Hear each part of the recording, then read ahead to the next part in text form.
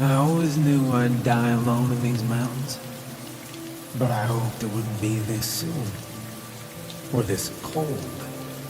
And definitely not because I was too slow to catch up to my damn dog. Buck, the half-wolf, half-mutant ball of fur, and 100% the reason I hadn't taken a dive off the nearest cliff after my wife passed. Decided tonight was the night to go rogue. I should have known something was wrong when he didn't finish his stew. The one thing on earth he enjoyed more than chasing rabbits and growling at the wind.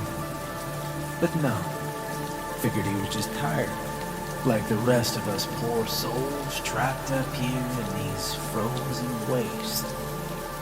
The snowstorm had been building all day, coming in slow like it was playing with me.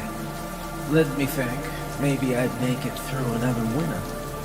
A quiet evening with a fire crackling, maybe some whiskey to dull the edges. Instead, the wind screamed like a banshee as soon as the sun dipped behind the ridge, and Buck's ears pricked up. That's when I should have grabbed him, tied him down, but I didn't. He gave me one of those looks, half bored, half restless, and wandered toward the door. "You got nowhere to be, old man," I muttered, already feeling the draft sneak in through the cracks in the cabin walls. The door barely creaked open when Buck bolted like a lunatic, disappearing into the swirling mess of white. 1 second he was there, the next, nothing. I swore loudly, louder than usual, and reached for my jacket. "Damn it, Buck," I said into the storm, as if the wind cared. "Get back here, you idiot." No answer, of course. The storm swallowed my words, just like it swallowed my dog. I limped over to the hook by the door, fingers fumbling with my boots, the stiff leather fighting me more than the blizzard outside. My knee was aching like hell, the way it always did when a storm rolled in. One too many bad falls while tracking elk or trying to keep up with Buck's insanity. I wasn't built for speed anymore. Not since I shattered my kneecap 10 years ago on a hunting trip gone wrong. One wrong step, and now I had a permanent hitch in my gait, like the world's worst cowboy. But there wasn't time to dwell on that. Not if I wanted to drag that mangy beast back before he got himself killed chasing God knows what's out there. I grabbed the old lantern, my rifle, and a hat I found on some hunter's corpse years back. True story. Sure as hell wasn't using it, and it served me better than anything else. The lantern's flame flickered pathetically against the storm, barely giving enough light to see my hand in front of my face, but it was better than stumbling around blind. Stepping outside, the cold slapped me. The wind howled, throwing snow into my face like it had a personal vendetta. I gritted my teeth, pulled my coat tighter, and started hobbling in the direction Buck had ran off in. The blizzard was so thick, I could barely see the outline of the trees, and I hadn't made it more than 50 feet when I lost sight of the cabin altogether. Great. Just what I needed. I whistled, hoping Buck was within earshot, though I doubted it. He never listened unless he felt like it, but I still held out a sliver of hope that maybe, just maybe, he'd turn around and come back. No such luck. Better not be chasing a rabbit again, Buck, or I swear I will kill you myself, I said. though there was no one to hear me. As I trudged through the snow, the world felt smaller, like it was closing in. The trees loomed overhead, their branches weighed down with snow, cracking occasionally under the weight of it. Everything was silent except for the wind, the kind of silence that sinks into your bones and makes you wonder if maybe you're the only living thing left. I followed Buck's tracks, though the wind was doing its best to erase them as fast as it could. His paw prints were already half buried in some places, and in others, they disappeared entirely. Still, I kept moving. My knee protested with every step, but I was too stubborn to care. Buck, he wasn't just a dog. He was all I had left. After Marla passed, he'd stuck with me like some oversized four-legged reminder that maybe there was still a reason to keep going. Didn't ask for much, just food, the occasional belly rub, and to be left alone when he wanted it. He gave me space, more than any person would. And that's what I liked about it. Buck, I called again, louder this time, though my voice cracked in the cold air. Still nothing. Just the wind, howling away. I stopped for a second, catching my breath, lantern light flickering weakly. I'd been walking for what felt like an hour. That was probably only 10 minutes or so. The cold messes with time like that. It drags everything out, slows you down, makes every step feel like a mile. And then I heard it. It was faint at first, almost like I was imagining it. But there, a bark. I turned in the direction of the sound, heart not thudding, let's not get melodramatic, but kicking up its pace just a bit. Buck was still out there, and he wasn't dead yet. That was something. I followed the sound, limping faster now, cursing every rock and root under the snow. Buck barked again, louder this time, and I could just make out his dark shape moving through the whiteout ahead. I called his name again, but he wasn't stopping. He was chasing something. That much was clear. I cursed under my breath and pushed forward. Whatever Buck had seen, of course he was determined to catch it. And judging by the way he was acting, wasn't just some rabbit. This was different. He was acting like he'd found something important, something worth running into a storm for.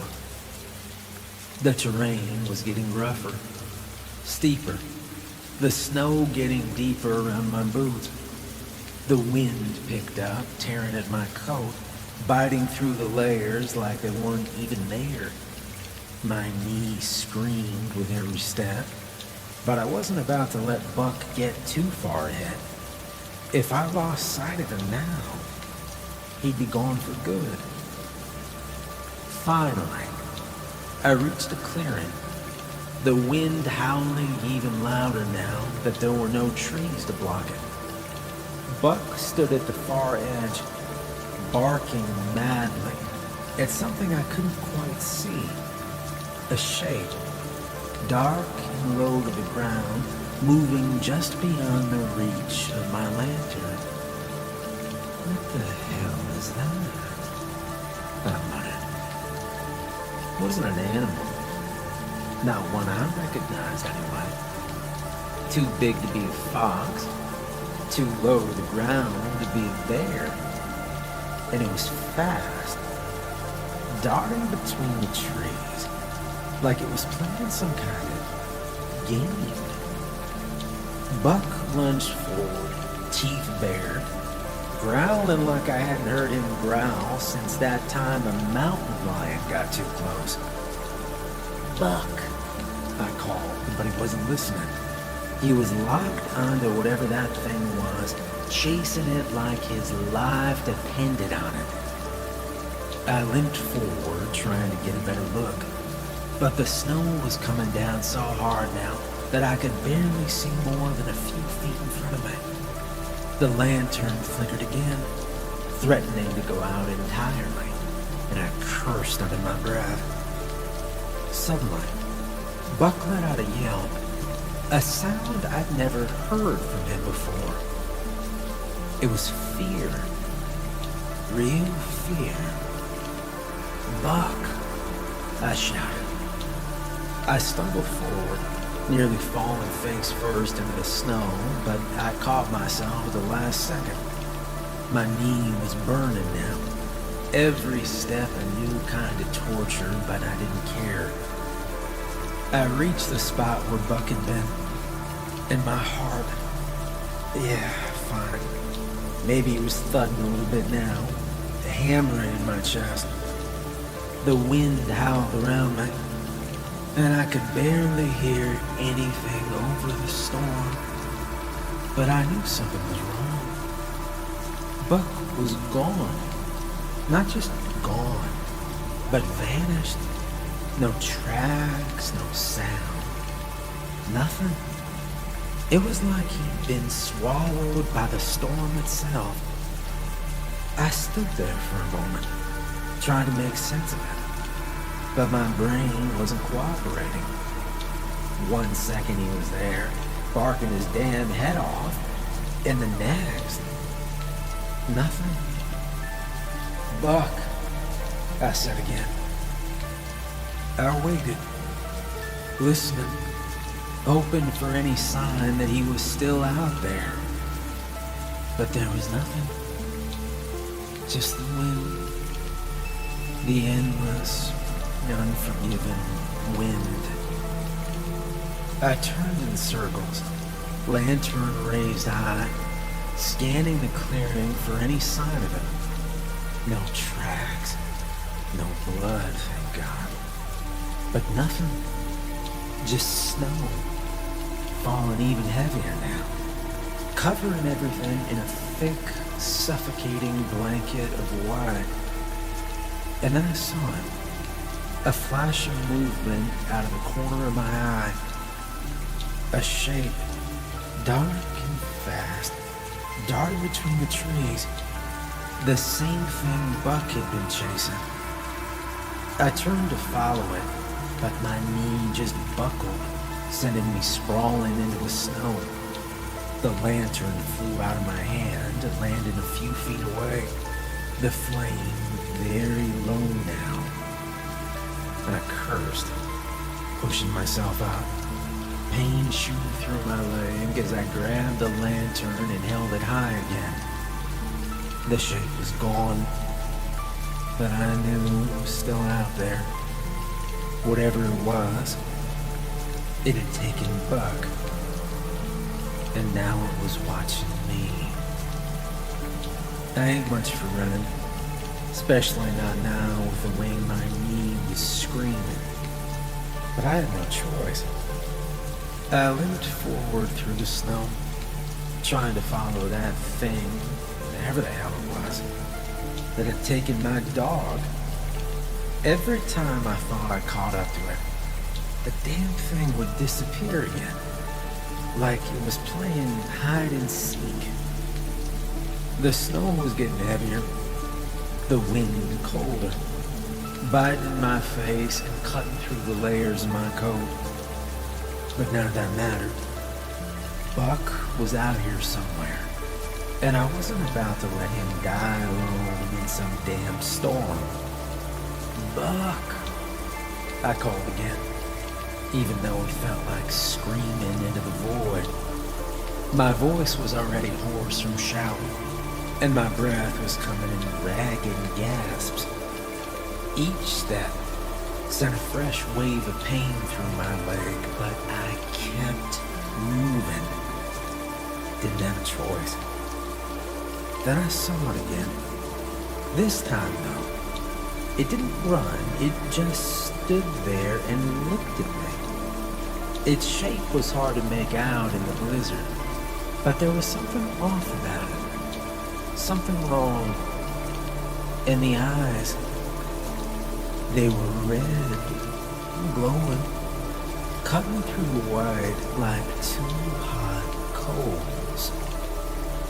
I stopped dead in my tracks, lantern trembling in my hand. My first instinct was to reach for my rifle, but I didn't even bother. This thing, whatever it was not the kind of thing you could shoot and drag back home for stew. It stared at me, those red eyes boring into mine, and for the first time in a long time, well, I felt scared. My hand twitched toward my rifle anyway, but I didn't get a chance to pull it out because it spoke. And the voice that came out of that thing wasn't its own.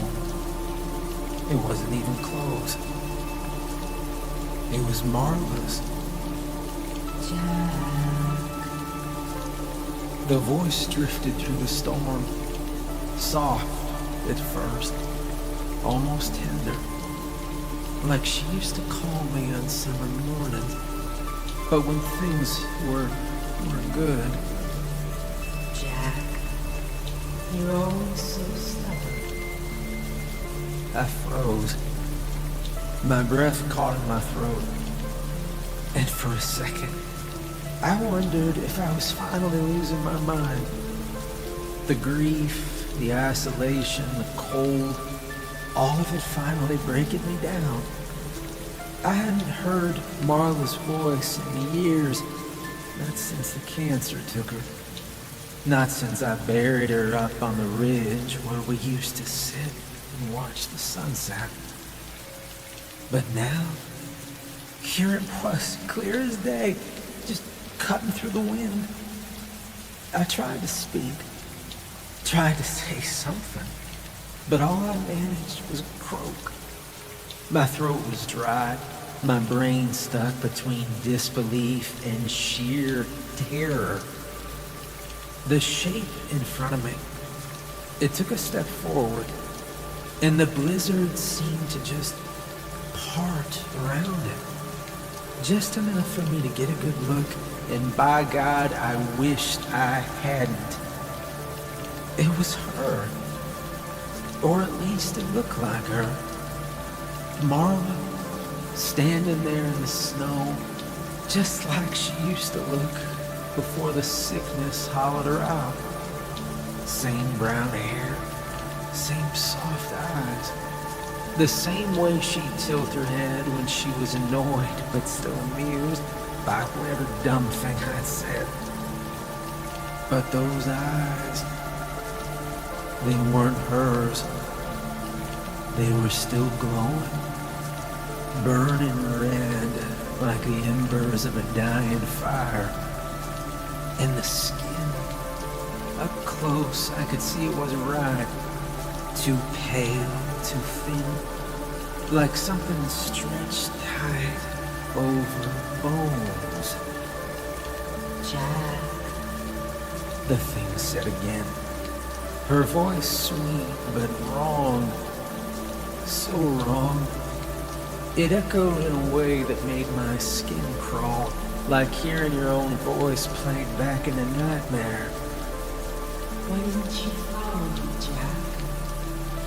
Why didn't you come with me? I took a step back, my hand finally finding the grip of the rifle, though I wasn't sure what good it would do against something like this. That's not you, I said, barely able to get the words out. You're not my wife. The thing smiled at that, but it wasn't her smile. It was too wide, teeth too sharp, What do you mean I'm not your wife, huh? You miss me, don't you? It's sad.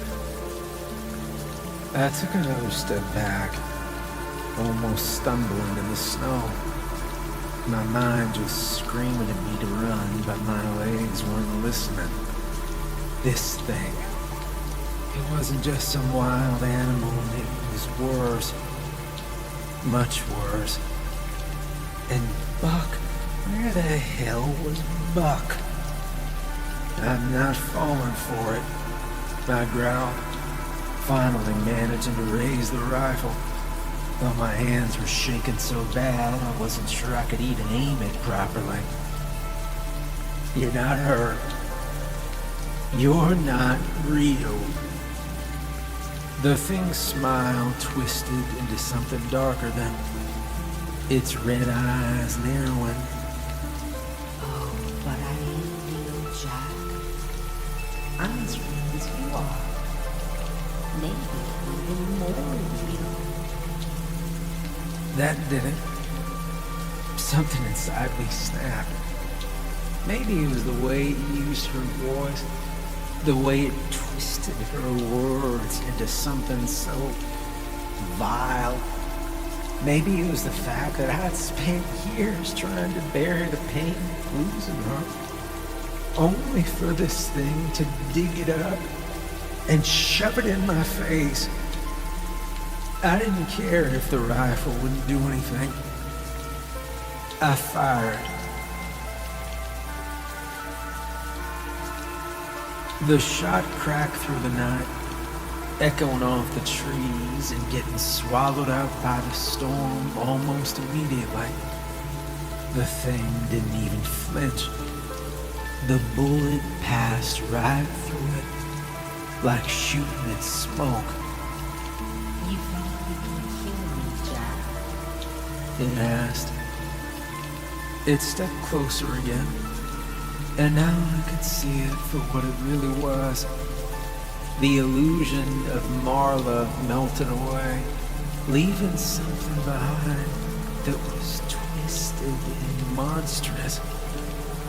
The face, whatever it was, wasn't even human anymore. The red eyes glowed brighter, piercing through the snow.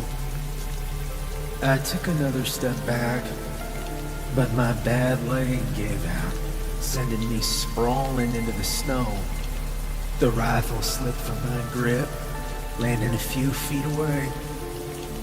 The thing leaned over me, grinning because it knew it just won. Oh, you know you're gonna die. And your dog. Well, I'm gonna find it. And I'm gonna kill it. The wind howled louder as I tried to get up, and for a moment, I thought maybe this was it. But then I heard it. Unmistakable. A bark. Buck. The thing's eyes flickered, and just for a second, in that moment, I knew it wasn't as invincible as it pretended to be. It turned just slightly, and that's when I saw him. Buck, charging through the snow, teeth bared, eyes wild with anger. He launched himself at the thing, jaws snapping under one of its twisted limbs. The thing screeched, a sound so high-pitched it made my ears ring, and it flailed, trying to shake him off. But Buck was not letting go, not this time. I used the distraction to drag myself up, ignoring the screaming pain in my leg. My hands fumbled for the lantern, and in a burst of inspiration, I swung it at the thing. The glass shattered and the flame caught, sending a burst of fire under the thing's skin. It screeched again, louder this time, and stumbled back, releasing Buck. He darted away, circling the thing, growling low in his throat. I limped toward him, rifle back in hand. The creature glared at us. The snow around it began to swirl faster and faster, like the storm itself was bending to its will. I'll take you, and I'll take him too. It said in a deeper voice now. I took a step toward Buck, my hand resting on his head, and together we faced the thing. You're not taking him, I said, my voice steady now. And you ain't taking me either. I leveled the rifle, aimed straight at the thing's heart if it even had one. It stared back at me, those glowing red eyes full of something that could have been amusement, could have been hunger. But I think it was fear. I wasn't letting this thing walk away, and it sure as hell wasn't taking Buck. Buck circled it, low to the ground, still snarling. He was old like me, slower than he used to be, a bit grayer around the muzzle.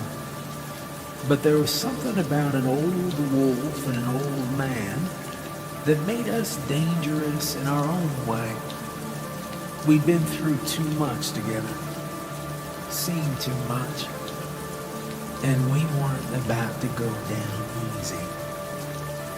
The thing cocked its head, almost curious, like it was sizing us up. I could feel the storm tightening around us again, the wind picking up, as if it was trying to drag me backward. But I stood my ground, steadying the rifle with both hands. It let out a low, guttural sound, half a growl and half a laugh, and then it lunged at us. I fired. The shot echoed through the night, loud enough to cut through even the storm. The creature jerked back as the bullet slammed into its chest, staggered, like it hadn't expected me to actually hit it. The bullet didn't kill it though. It stumbled, clutching at the wound, but it wasn't down, not yet.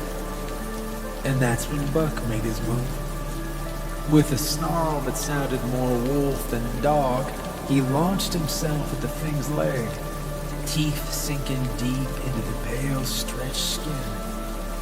The creature screeched again, the sound like nails on glass, and it toppled backward, crashing into the snow. Buck didn't let up.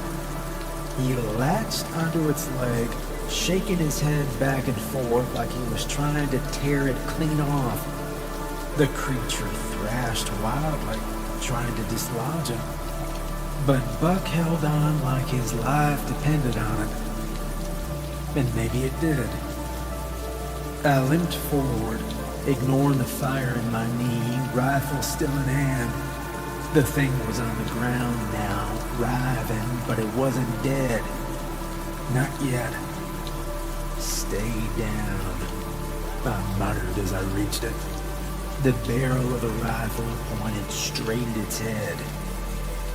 It stopped moving for a moment, its eyes locking onto mine.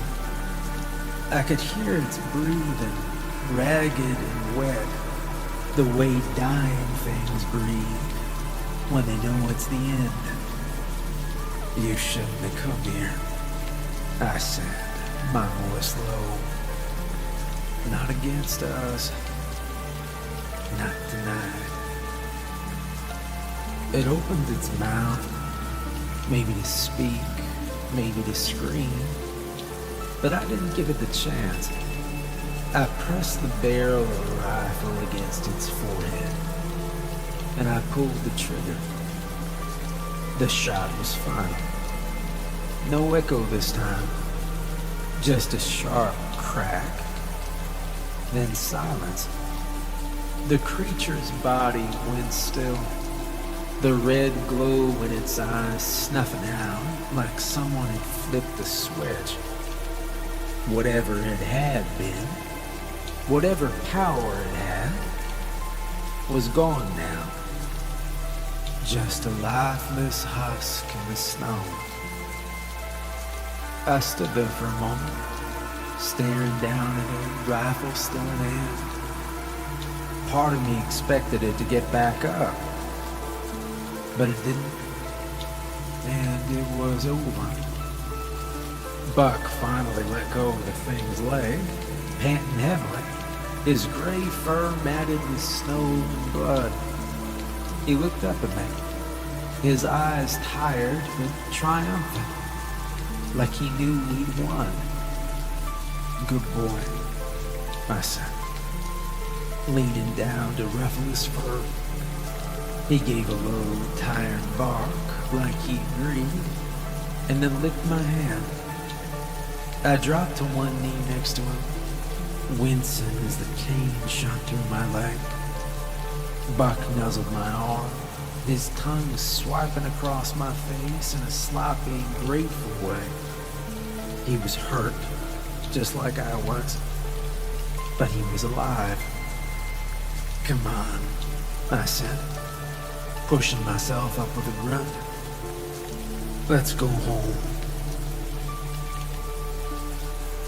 Buck limped to his feet, his tail wagging weakly as he pressed against my side for support. We were both moving slow now, our bodies tired, the adrenaline wearing off, but we were still standing. I reached down and rested my hand on his head, and together we started the long, slow walk back through the snow. The storm had quieted some, the wind less vicious now that the thing, whatever it had been, was gone. The snow still felt heavy, but it wasn't trying to bury us alive anymore. Just cold, normal snow, the kind I could handle. Buck stayed close as we walked, his nose nudging my leg every now and then, like he was making sure I was still with him. I kept one hand on his back, the rifle slung over my shoulder, and together we limped our way home. There were no words between us. Didn't need them. We understood each other in a way that went deeper than talking. Both of us were old, scarred, worn down by life in these mountains. But tonight, we'd found something ancient, something evil, and we'd survived. That was enough. As we reached the edge of the woods, I glanced down at Buck. He was walking slow like me, his limp more pronounced now that the fire was over. But he wasn't stopping. We'd seen worse, and we'd keep seeing worse probably. But for now, we had a fire waiting back at the cabin, and maybe some whiskey. Maybe I'd even give Buck a little, just this once. He looked up at me. He let out a low huff, like he was agreeing with me, and he licked my hand again. I smiled just a little, and we kept walking. By the time we reached the cabin, the sky had gone pitch black, the wind howling around us like it was angry we'd made it through. I fumbled with the latch, my fingers numb and stiff, but finally managed to shut the door open. The warmth from the dying fire hit me like a blessing. The cabin wasn't much, but it was our home, and right now it was all I needed. Buck limped in ahead of me, shaking the snow from his fur in a shower of cold, wet clumps. He sniffed around, making sure nothing had changed in the 30 minutes we'd been gone, before padding over to his usual spot near the fire. I closed the door behind us, bolting it shut, though I doubted anything would try to follow us after that encounter. Not tonight. The storm was still raging outside, but inside there was a calm, a safe kind of silence. "Sit down," I said to Buck, though he was already doing that, resting his tired legs by the fire. I dropped the rifle by the door and limped over to the old wooden chest where I kept the first aid kit. Nothing fancy, just some bandages and antiseptic. My leg was screaming.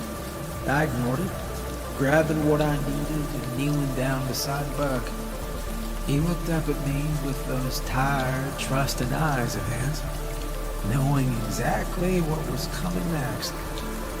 "All right, let's see what you've done to yourself this time," I said, gently lifting one of his paws. He had a gash along his leg, not deep enough to be life-threatening, but bad enough that he'd be limping for quite a while. I cleaned it as best I could, wrapping it up with some bandages, and he sat still the whole time, only flinching once for just a second when the antiseptic stung. Yeah, I know. Hurts like hell, doesn't it? But you'll live. Once his leg was wrapped, I checked him over for any other wounds, but aside from a few scrapes and bruises, he was mostly fine. Tough old bastard. "All right, good as new," I said, giving him a quick pat on the head. Buck gave me one of those looks, like he was too tired to care about my half-hearted compliments. He was more interested in the fire, his eyes fixated on the flames as they cast warm light across the room.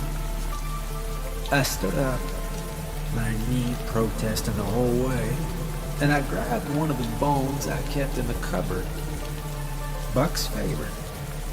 I tossed it to him, and he caught that bone between his jaws, immediately gnawing on it, like he hadn't just fought off a damn monster in the woods. I sat down in my old chair by the fire, groaning as I eased myself into it, and I stretched my legs out in front of it, the rifle in arm's reach just in case, though I doubted I'd need it tonight. Still, it was comforting knowing it was there, and I was not about to take more chances. Outside, the storm still raged, but it felt distant now, like it was just another thing trying to get in. Buck lay next to me, content with his bone, gnawing quietly. His eyes flicked up to meet mine every now and then, as if checking to make sure I was still there. I'd be lying if I said that didn't make me feel something. After all, we were all each other had left.